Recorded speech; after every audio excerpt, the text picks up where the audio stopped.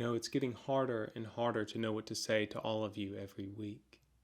It would be an understatement to say that things are complex. And frankly, I struggle to know where to even begin. Everything is so overwhelming. Even simple tasks like going to the grocery store or visit with family or friends brings up ethical questions that I never thought that I would face. Do I continue life as I would wish, but potentially risk not only infecting myself, but others I come in contact with, those very same friends and family members, my parishioners, all of whom I care deeply about and love? And those are just the easy questions. Others loom larger. Like for me, how comfortable do I feel with my children beginning school during this? Or on the flip side, how comfortable do I feel hoarding my children away from normal experiences of childhood that they are undoubtedly missing? And these things are all the medical side of the virus, not to mention the economic impact that this is making on so many of our lives. Or maybe we can dig a little deeper. How do we begin to talk about issues of race and disparity? How do I, on one hand, watch and witness the news with my family and see the anger and the violence that is happening both at the hands of the police and the crowds, and explain that to my children? My children whom I have told all their lives that violence is never how we solve our problems. How do I say that I respect and revere the officers who give their all in the midst of tense situations that I do not know nor do I understand? Or how do I say that I cannot even begin to fathom the inequality and hopelessness and fear that many Black Americans feel every day of their life?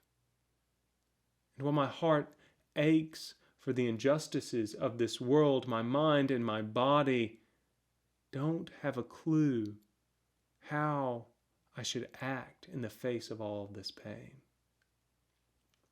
So I don't know what to say or what to do.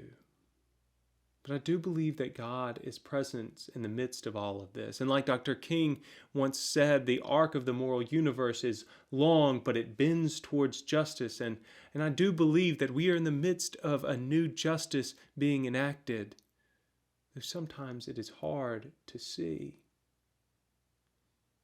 I think it's important to notice in our gospel for today that Jesus is among the crowds. He is going from town to town. He is teaching, he is healing, but even more, he is noticing, and his compassion is growing.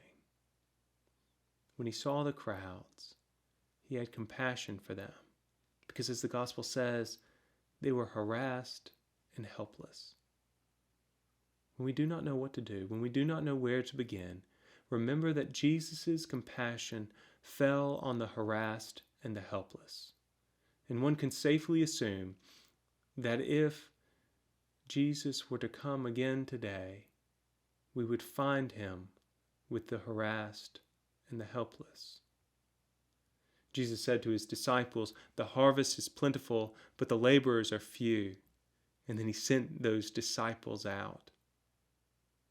So I think that's all I can tell you today. The harvest is plentiful, but the laborers are few. So be one of the few. Do what you are called to do. Live out our church's core values and mission. Be a people of acceptance to those who feel lost. Be a people of nourishment to those who hunger. Be a people of empowerment to those who see hopelessness. And be a people of action to share God's unconditional love to those who are harassed and helpless. When you don't know what to say, remember what this church calls you to do. It is your guide, and it will help us walk our community towards justice. I love you. God bless you. And goodbye for now.